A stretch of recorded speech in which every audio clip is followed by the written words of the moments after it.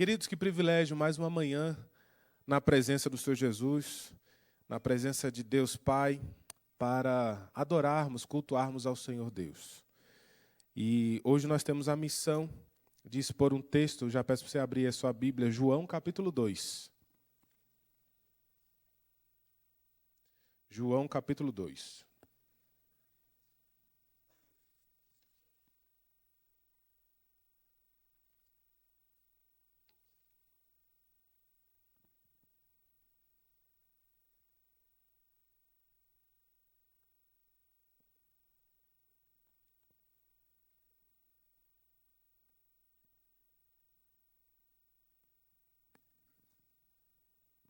João 2, do versos 1 até o 11. Hoje é um dia de celebração, dia da mesa do Senhor. Eu quero pedir que você tenha muita reverência no momento da leitura da palavra de Deus. É a palavra de Deus, é Deus falando conosco por meio da sua palavra. E eu peço àquele que encontrou o texto já se coloque de pé para nós fazermos a leitura.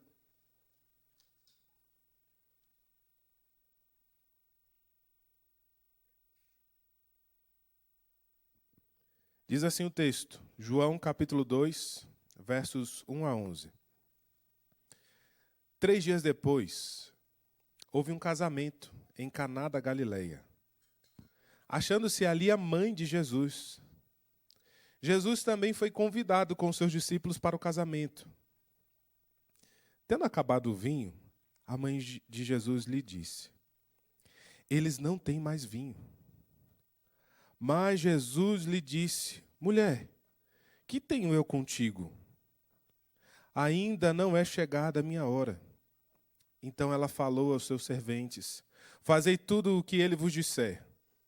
Estavam ali 6 talhas de pedra que os judeus usavam para as purificações, e cada uma levava 2 ou 3 metretas. Jesus lhe disse: enchei de água as talhas. E eles a encheram totalmente. Então lhes determinou: tirai agora e levai ao mestre-sala. Eles o fizeram. Tendo o mestre-sala provado a água transformada em vinho, não sabendo de onde viera, se bem que o sabiam os serventes que haviam tirado a água, chamou o noivo e lhe disse: todos costumam pôr primeiro o bom vinho, e quando já beberam fartamente, serve o inferior. Tu, porém, guardaste o bom vinho até agora. Com este, deu Jesus princípio a seus sinais em Caná da Galileia, manifestou a sua glória, e os seus discípulos creram nele. Até aqui, vamos orar? Senhor Deus, Pai, obrigado. Obrigado pela Tua palavra, Deus. Obrigado por esse momento em que Jesus se manifesta numa festa de casamento, Deus. Louvado seja o Teu nome por essa história, por essa realidade, ó Deus. Obrigado, ó Deus, porque nós temos a palavra do Senhor e podemos lê-la.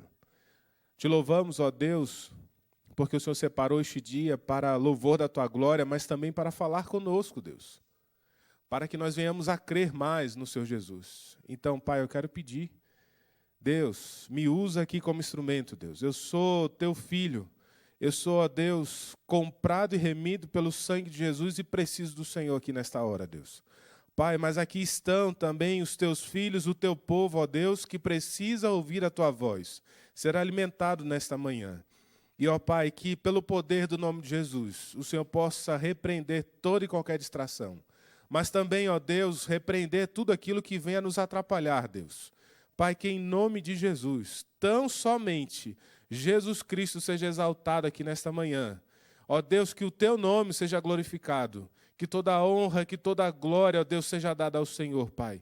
Deus, eu me escondo atrás de Jesus. Me ajuda a manter-me nessa posição, Deus. É a minha oração, meu clamor, em nome de Jesus. Amém. Podem sentar, queridos. Casamento.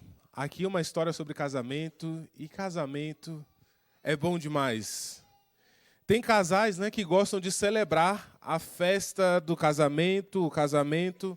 na beira do mar, lá na praia, lá com os amigos ou no resort, quem tem condição para isso.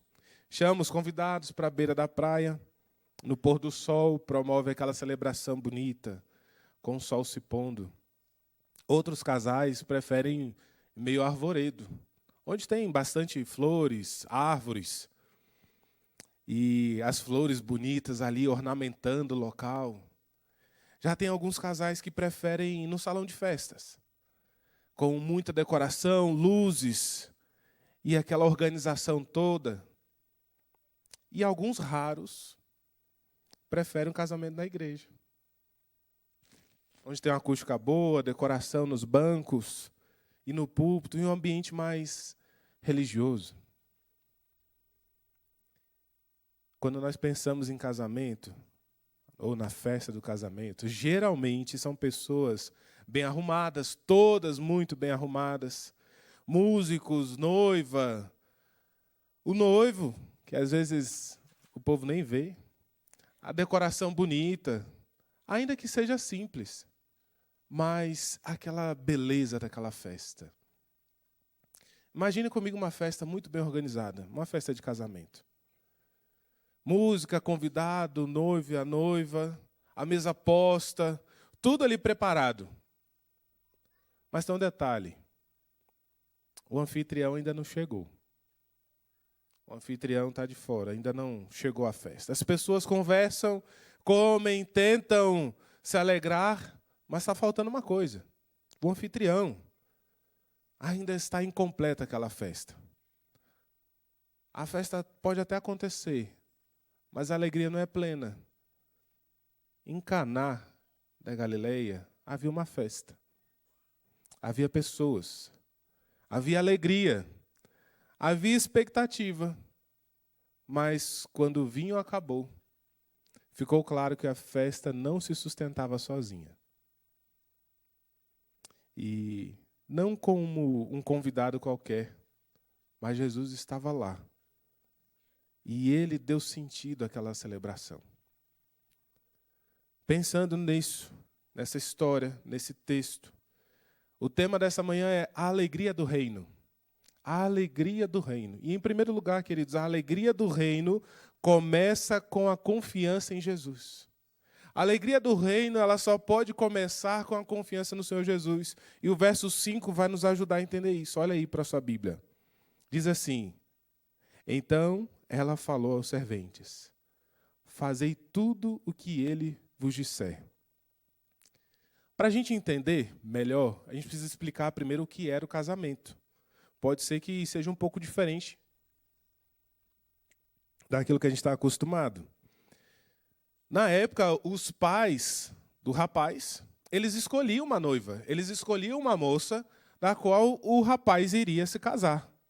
Então, ele ia lá na família da noiva e conversava e acertava os detalhes. Os pais pagavam um dote pela moça. O rapaz, a família, tinha que pagar um dote pela moça, afinal de contas, estava tirando ela da casa dos pais. E numa família em que o povo um ajudava o outro, seria um prejuízo para a família tirar um membro daquela família. Para compensar, pagava-se um dote, que era um valor. Então, o rapaz e a moça faziam um voto, um noivado, que durava 1 ano, média 1 ano. Para que esse noivado? 1 ano? Para preparar a festa. Preparar a festa do casamento. Então, vocês já imaginem aí. 1 ano preparando a festa. Eu sei que tem casal aqui que está aí se preparando. Tempo para os pais da noiva preparar a festa, porque era o pai e a mãe da noiva que preparavam a festa. E a festa acontecia na casa do noivo. E o casamento, no dia do casamento havia um cortejo. O noivo saía da sua casa, ele ia em direção à casa da noiva, caminhando pela cidade, ele e os seus amigos. Eles iam caminhando até chegar na casa da moça. Chegando lá, ele era muito bem recebido. A moça, que já estava pronta, toda adornada, ali com as suas damas de honra, que já tinham ajudado ela a se banhar, então ela já estava pronta para o casamento. Aí todos saíam lá da casa da noiva e iam andando até a casa do noivo. Era esse trajeto. Sai da casa do noivo, o noivo vai para a casa da noiva. Busca ela e vai para a casa do noivo. E assim passava por toda a cidade. Era à vista de todos. E lá, então, eles tinham um local em que eles ficavam. Geralmente tinha uma cobertura pequena. O noivo e a noiva sentavam ali. E ali eles eram servidos e os convidados estavam ali no meio, eram servidos, eles se alimentavam, comiam e a festa durava, em média, 7 dias. 7 dias de festa. Você dorme e acorda e você está na festa. E banquete, haja comida para sustentar esse povo. Lembra que crente come. Então, irmãos, acabar o vinho no meio dessa festa era algo terrível. A família da noiva teve 1 ano para se preparar. Acabar o vinho no meio da festa que foi preparada com 1 ano era terrível porque colocaria a família da noiva em xeque.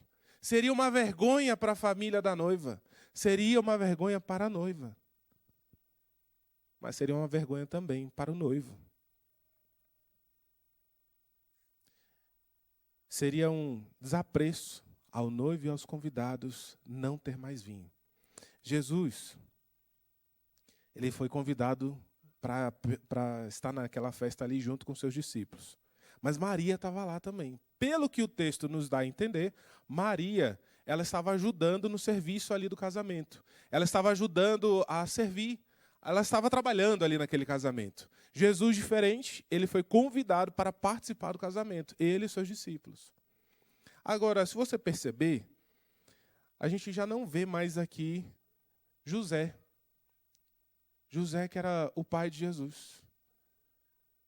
E aí, prestando atenção, a última vez que a gente vê a citação de José no livro de João é no verso 45 do capítulo 1, que diz assim: Filipe encontrou a Natanael e disse-lhe: achamos aquele de quem Moisés escreveu na lei, e a quem se referiram os profetas, Jesus, o Nazareno, filho de José.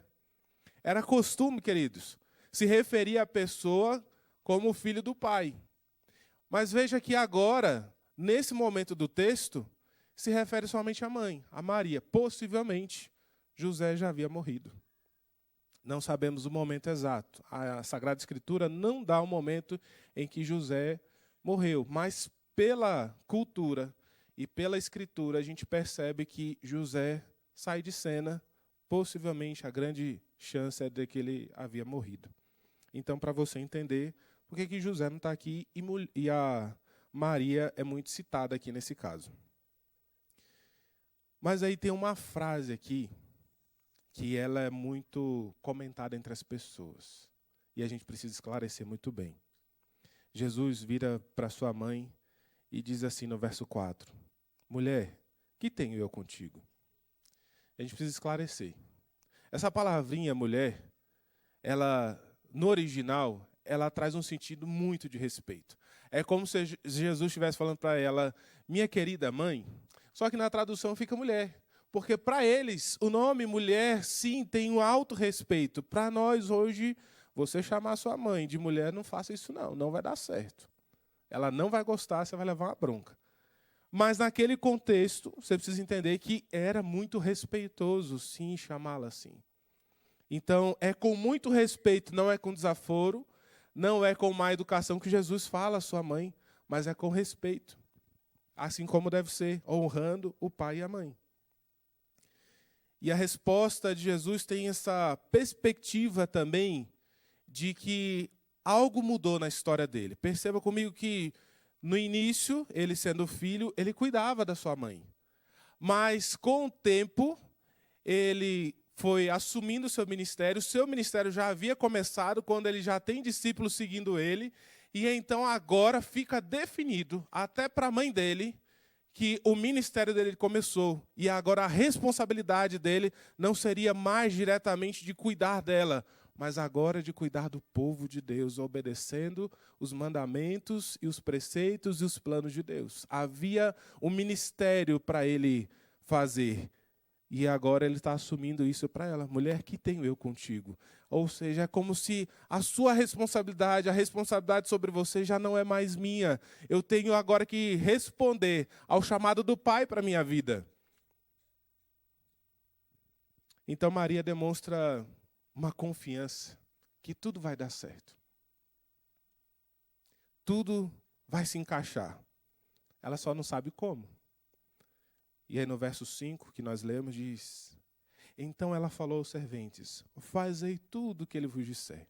Diante da resposta dele, em que ela já sabia que ele sim era o Filho de Deus, porque no nascimento ela já tinha escutado, antes na gravidez ela já sabia, porque um anjo já tinha falado para ela que aquele seria o Filho de Deus, que ela estava grávida do Filho de Deus.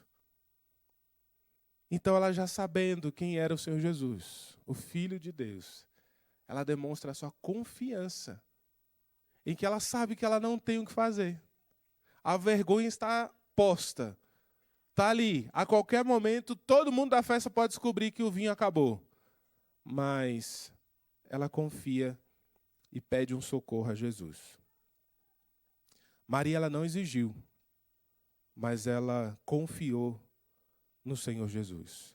Afinal de contas, ela sabia quem estava ali com ele.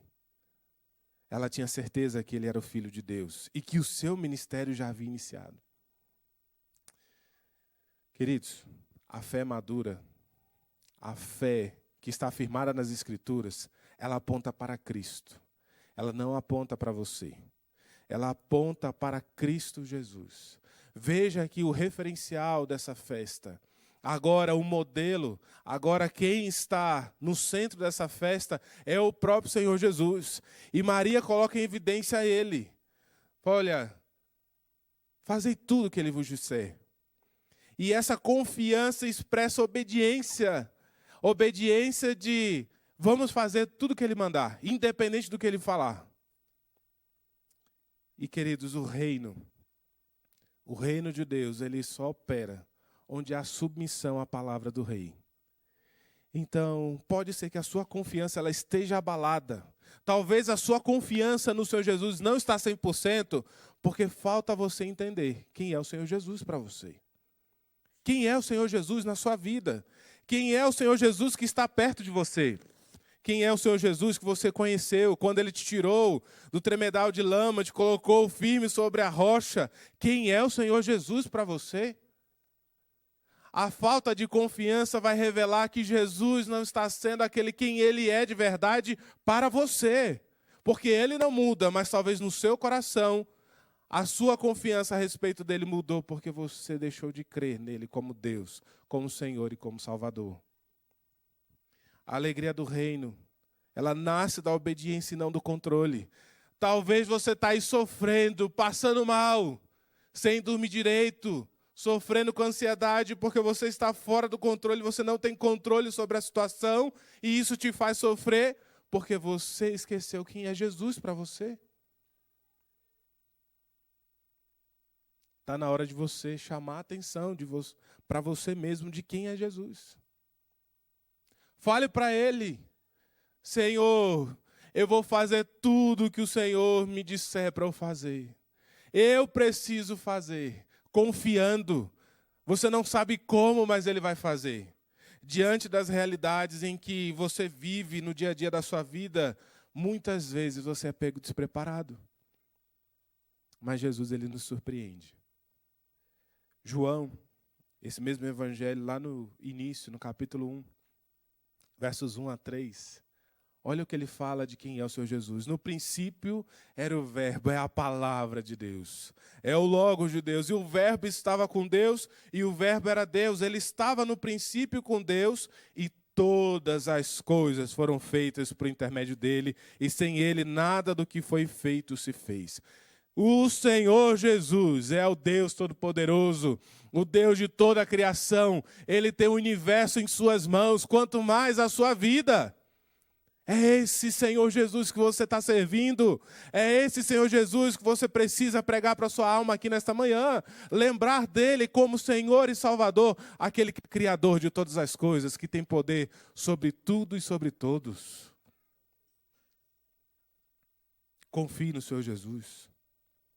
Os versos 26 e 27 ainda do capítulo 1, diz assim: respondeu-lhe João, eu batizo com água, mas no meio de vós está quem vós não conheceis, o qual vem após mim, o qual não sou digno de desatar-lhe as correias das sandálias. O Senhor Jesus, Ele é Rei Todo-Poderoso, Ele é maravilhoso. Queridos, nós não temos sequer a dignidade de desatar-lhe a sandália dos pés.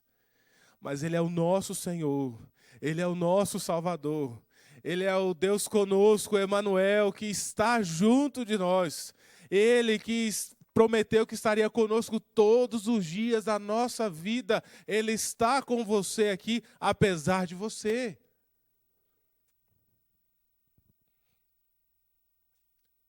Você já confiou em tantas coisas e se arrependeu de tantas. Até na previsão do tempo você já confiou e se deu mal. Conheço uma pessoa que ela estava vindo para cá, para IPG2. Estava vindo andando, saiu lá do metrô. E aí ela estava vindo a caminho daqui. Primeira vez que ela estava vindo. E aí quando ela chegou aqui no comércio, aqui perto, onde tem uma padaria, ela chegou lá e perguntou, você sabe onde fica a igreja presbiteriana Guará 2? Aí a pessoa respondeu, rapaz, você está na direção errada, é para lá, apontou para o metrô. Falei, é para lá. E a pessoa foi caminhando. Chegando perto do metrô e procurando, olhando para um lado e para o outro, procurando. Chegando perto do metrô, encontrou outra pessoa, falou, fulano, moço, você sabe onde fica a igreja presbiteriana Guará 2?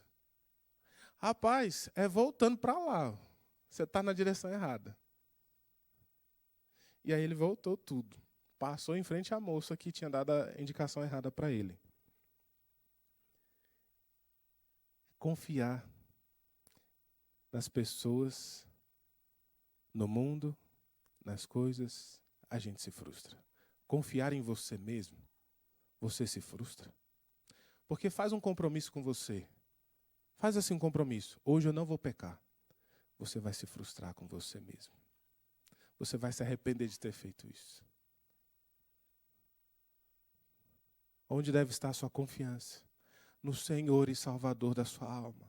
Aquele que a sua palavra não muda. Aquele que criou e tudo gira em torno dele. Tudo está nas mãos dele. É nele, somente nele que você deve confiar. Nele deve estar a sua vida, da sua família, dos seus parentes, dos seus filhos. Nele, somente nele. Não é a sua criação, como você cria seu filho, que você vai dar o melhor futuro para ele. Confia no seu conselho para você ver.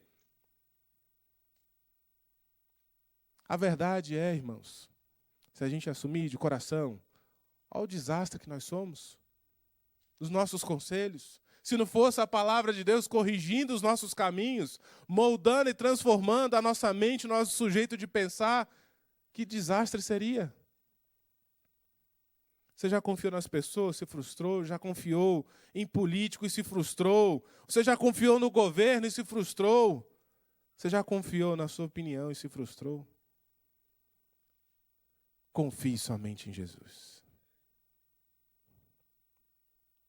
Fazei tudo o que Ele vos disser. Confie nele, faça tudo o que Ele disser para você. É uma confiança em obediência. Mas, em segundo lugar, a alegria do reino se manifesta na transformação de Jesus. A alegria do reino se manifesta na transformação de Jesus. Eu vou pedir para a igreja ler o verso 9. Vamos lá? Vamos ler o verso 9, projeto 1, 2, 3. Podem ler.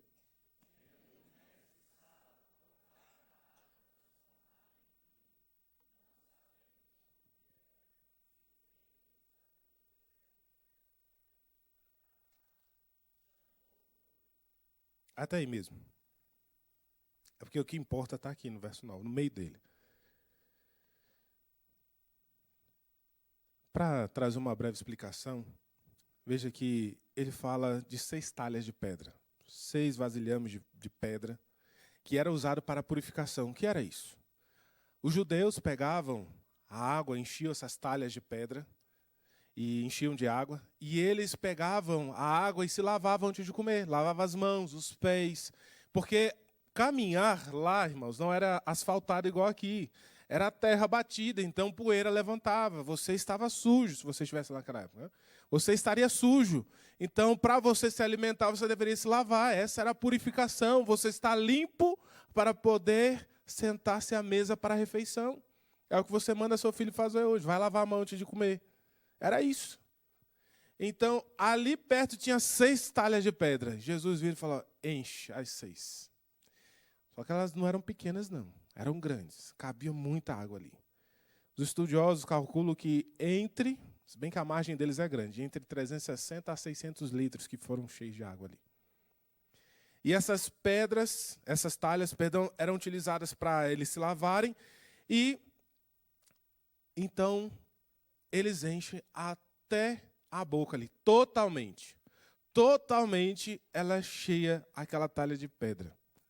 Todas elas. Queridos, na teologia bíblica a gente tem algo importante aqui para a gente frisar. Quando aquelas talhas são cheias de água totalmente, para mim e para você representa que a lei ela já atingiu o seu limite. A lei ela já atingiu o seu limite para o ser humano. A lei já não é mais possível dar conta daquilo que vem pela frente, no caso, o encontro do noivo com a noiva.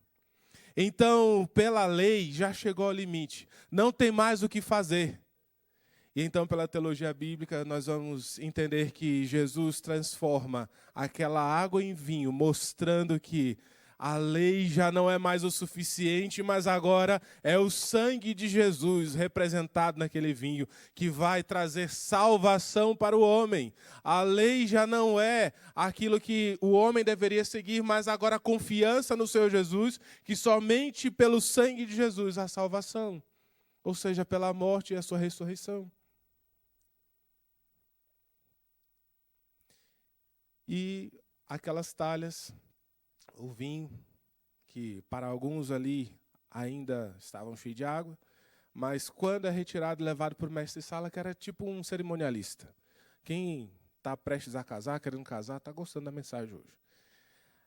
Era tipo um cerimonialista, estava ali preparado, coordenando toda a festa. A quantidade de comida, a quantidade de bebida está acabando, e é o mestre de cerimônias ali que está ali coordenando tudo aquilo.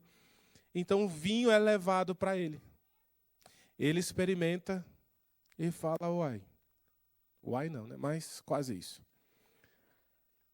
Sempre serve o ruim no final. O bom vem no início. Mas ainda tem bom, o vinho está bom demais. Lembrando que, queridos, o processo do vinho tem que plantar, esperar crescer, dar o fruto, colhe o fruto, espreme, coloca lá, armazena. Demora para maturar, até fermentar. Depois de fermentar, para ficar bom, tem que demorar mais tempo. Sim, eu fui no vinhedo e aprendi. Você também foi, não vem me olhar com essa cara, não. E aí, é servido ali imediatamente o bom vinho. Jesus, ele mexe no tempo, na história, na qualidade, na substância. Jesus faz um milagre em que aqueles que estão servindo possivelmente ficaram muito surpresos, porque o bom vinho estava sendo oferecido ali naquele momento. Então, a festa do casamento, queridos, ela vai apontar para uma união de Jesus com o seu povo.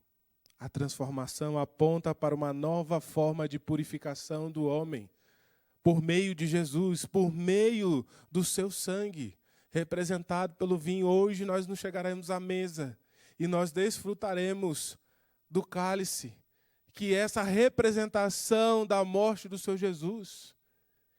Diante disso, nós sabemos que a única forma de sermos transformados, a sua mente, a minha mente, a única forma dela ser transformada é pelo sangue de Jesus, é pela morte e o novo nascimento no Senhor Jesus, é pela nova vida em Cristo Jesus. Mas também, aqui nessa festa, nós vemos abundância e qualidade. Era muito vinho. E era de muita qualidade. Essa é a vida no reino de alegria de Deus. Viver em abundância e uma vida de qualidade, queridos. O que está faltando para você? Abundância ou qualidade? Ou os dois? O que está faltando na sua vida? Está na hora de você meditar. Está na hora de você pensar, perceba. Abundância e qualidade exige trabalho. Não é só milagre, não. O milagre acontece, mas você precisa fazer. Os serventes precisavam trabalhar, Maria deu ordem e falou, façam tudo o que ele vos disser. E eles tinham que pegar as talhas e encher de água, isso não era fácil. Talvez pensar que ligando uma torneira ali na parede, enchendo, seria fácil com uma mangueira. Mas não era assim, é carregando água e jogando, vai lá, pega mais um pouco e joga dentro da talha. Dá trabalho. Você quer viver uma vida de abundância e qualidade, só que você quer só milagre, geralmente. Você quer que as coisas boas aconteçam sem você trabalhar. Mas exige que você se coloque à disposição para servir. Sirva ao Senhor, sirva de coração, trabalhar é sinal de abundância e qualidade. O que te impede de trabalhar ou servir a Deus? O que está atrapalhando? Seja uma frente ministerial aqui, seja capacitando uma pessoa, fazendo discipulado, aconselhando. Será que é a sua apatia? A falta de amor ao próximo, talvez você já não está amando as pessoas como deveria amá-las, você está amando somente a você mesmo e desobedecendo ao mandamento do Senhor, que você deve amar o próximo como a si mesmo. Está na hora de mudar. Mas é você que vai sair do lugar. Não espere que o milagre faça você sair. O milagre acontece quando você começa. Pode ser sua indiferença. Falta de amor ao Rei. Ao Senhor Jesus. Falta de amar ao Senhor Jesus. Pode ser o seu orgulho. Você só quer ser servido, sentado. E me sirvam. Eu não sei servir, eu só quero ser servido. Uma casa que deseja viver para a alegria do reino deve servir. O marido vai servir a esposa vai servir o marido deve cuidar da esposa e da casa. Em serviço a Deus. O serviço é para Deus. Sim, lavar a louça é um serviço para Deus. É um serviço que você está prestando. Veja aí, ó, irmãs. Depois vocês fazem um pix. 1 Pedro, capítulo 3, verso 7. Maridos, vós igualmente vivei a vida comum do lar. O que é a vida comum do lar? É fazer o que tem para fazer. É varrer o chão. É lavar uma louça, é passar um pano. É cuidar da casa.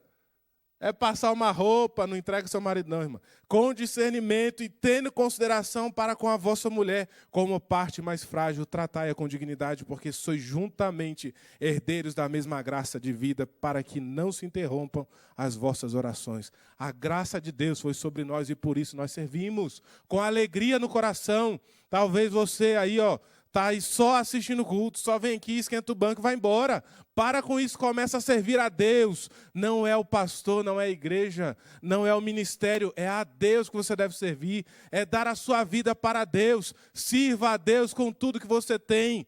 Porque senão não faz sentido nem você estar aqui. Para que Deus te deu vida? Para ficar aqui só assistindo? Vida é para trabalhar, é para servir, é para oferecer a sua vida.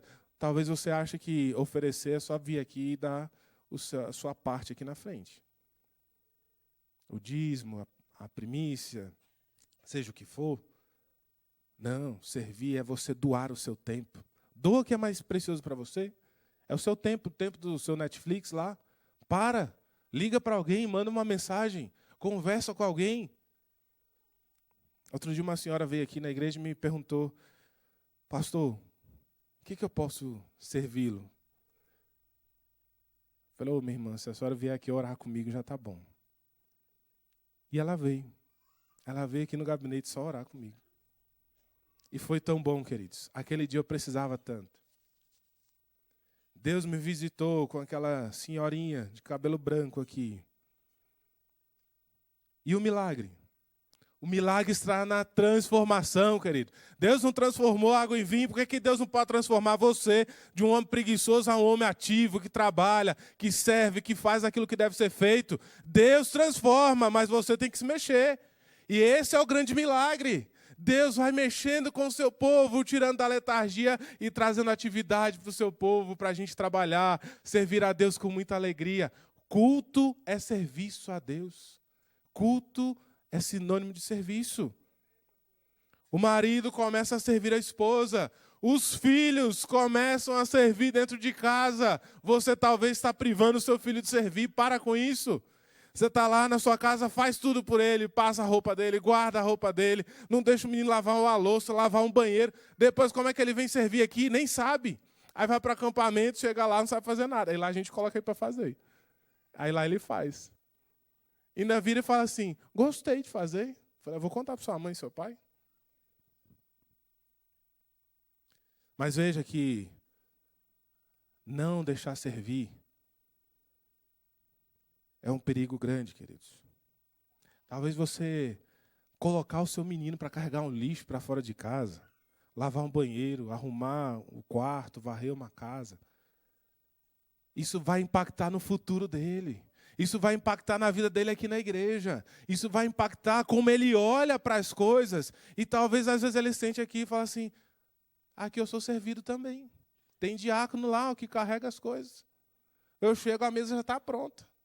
Tem gente que acha que ela já aparece aqui. Ó. Não, tem gente que chegou cedo aqui para servir. O pessoal da música estava aqui essa semana, até tarde ensaiando. Eu estava escutando ali. Serviço para Deus. Talvez você fique pensando que seu serviço é para mim, é para o reverendo Danilo, é para os presbíteros. Para com isso. Nosso parâmetro é olhar para o Filho de Deus, o possuidor de todas as coisas. Jesus Cristo tinha tudo. Ele tem tudo em suas mãos. Mas o que ele fez quando veio a esse mundo? Ele serviu. Mas serviu humildemente, ao ponto de se abaixar e lavar os pés dos discípulos. Aquelas talhas guardavam água para lavar, e ele se abaixou e lavou os pés. O grande milagre de Jesus está na transformação dos corações. Meninos, meninas, homens, mulheres, todos tendo seus corações mudados. Como você se torna mais humilde para servir? Primeiro você ora, você deve orar. E depois você faz. Deus vai te dar a oportunidade de servir. Às vezes, você ora, pede a Deus, Deus, me ajuda a servir. Me dá um coração disposto para servir. Aí a oportunidade aparece. Qual é? Você está ali no salão. E tem uma cadeira no meio do salão, sozinha. Você olha para ela, ela te olha. E você fica encarando. É a oportunidade de você servir. É uma cadeira. Mas sim, se você não fizer, alguém vai ter que fazer. Você pode servir. Deus te dá a oportunidade de servir. Só que o problema é, chega o momento, chega a hora de servir, você fala, não, deixa que o outro leva. Como que Deus transforma o seu coração?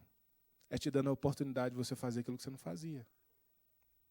Em terceiro lugar, a alegria do reino se confirma na centralidade de Jesus. A alegria do reino se confirma na centralidade de Jesus. Verso 11, vamos lá? 1, 2, 3, podem ler.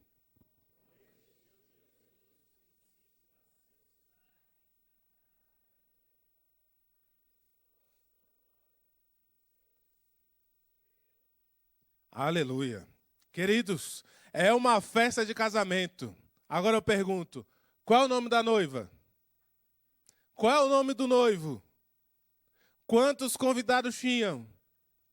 Qual era a decoração? Ninguém sabe. Porque esse não era o centro da festa. Vou contar para vocês uma história. Eu estava num casamento com minha esposa. E homem é homem, né, irmãos? Eu fui lá, conversei, gostei. Muito bom o casamento. A festa estava muito boa. A palavra foi boa e tal. Aí, beleza. 2 dias depois, aproximadamente, uma semana, não sei, eu sou ruim de tempo demais. Para quem foi no encontro de casais aqui, até fica me zoando até hoje, que eu errei o mês do meu casamento. Mas, aí eu encontrei minha mãe. Minha mãe virou para mim: e aí, meu filho, como é que foi o casamento lá que vocês foram? Foi bom. A noiva, como estava? Bonita. E a festa? Boa, comida boa. E pronto. Aí daqui a pouco chega minha esposa. E aí vira para minha mãe: olha que festa, a noiva estava vestida assim, os detalhes e tal. A decoração, as cores das flores. Eu nem lembrava. E ela foi detalhando a festa, eu estava lá na festa, escutando ela falar. Os detalhes da festa, da mesa, da disposição, do tempo e tudo, todos os detalhes. Não está escrito aqui, não é porque João é homem, não. Não está escrito aqui porque a centralidade da festa é no Senhor Jesus. É o de mais importante aqui é mostrar o Senhor Jesus e o que Ele fez. Logo depois aqui, em que João, ele começa a descrever e ele volta para mostrar qual foi o resultado dessa festa. Qual é o resultado dessa festa no coração das pessoas, pela presença do Senhor Jesus. O registro desse casamento é um milagre. É fazer um anúncio de quem é Jesus e daquilo que vem pela frente. Quem é o Senhor Jesus? Aquele que veio dar uma nova forma de purificação para o homem. Ao mesmo tempo, aquele que vai se casar com a noiva, porque ele é o noivo da igreja. E a sua noiva é o seu povo, somos nós, reunidos. Nós representamos a noiva de Cristo. E haverá esse casamento em que nada faltará, porque Ele também é o provedor dessa festa. Ele provê e nada faltará. O Senhor é o meu pastor e nada me faltará. O Senhor Jesus é o grande astro dessa festa. É o único nome que deve ter evidência. A glória é dele e ele deve ser querido. Eu aconselho alguns casais que estão para se casar, namorados, noivos, e em certo momento eu converso isso com eles. O dia da festa, o dia do casamento, não é de vocês. Tira isso da cabeça. A cultura ensinou errado vocês. Esse dia é do Senhor. O Senhor deve ser conhecido, porque ali há familiares que não são crentes. Eles precisam enxergar Jesus naquela festa. Eles precisam ver Jesus no meio daquela festa, dos louvores, da pregação, do seu comportamento, como você fala, como você trata, em todo o ambiente. Tudo deve apontar para Jesus. Mas, queridos, é só na festa de casamento? É na sua vida.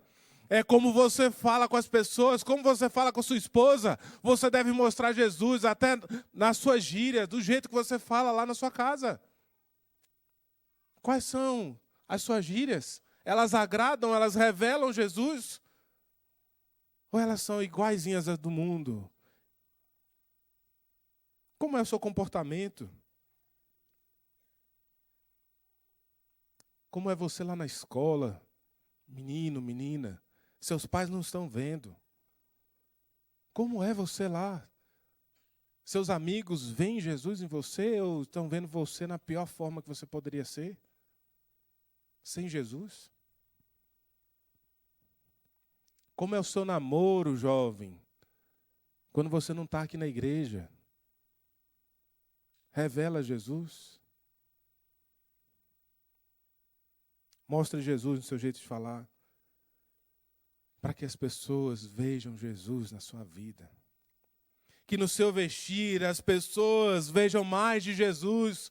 Que nas suas roupas as pessoas possam identificar a Cristo Jesus. Que no seu jeito de tratar as pessoas vejam mais de Jesus. Afinal de contas, Ele é o Rei dos Reis. O Rei dos Reis. O reino é dele e você faz parte. E você aponta para esse rei.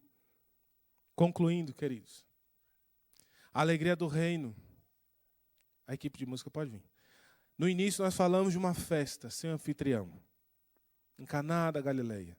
Nós aprendemos que a alegria verdadeira só começa quando Jesus ocupa o lugar central dessa festa. A água virou vinho. A vergonha virou alegria. Aquilo que seria motivo de vergonha agora é motivo de muita alegria para aquele povo. E a fé foi fortalecida. Não porque a festa era boa, mas porque o rei estava presente naquela festa. Talvez a sua vida esteja como aquela festa. Está faltando o principal. Tudo está organizado. Mas o vinho acabou. A boa notícia do reino é que quando Jesus está no centro, a alegria não acaba, ela se renova. Começa com confiança em Jesus. Cresce com a transformação operada por Jesus. Permanece quando Jesus está no centro. E não é o vinho que sustenta a alegria. É a glória de Cristo brilhando no meio do seu povo.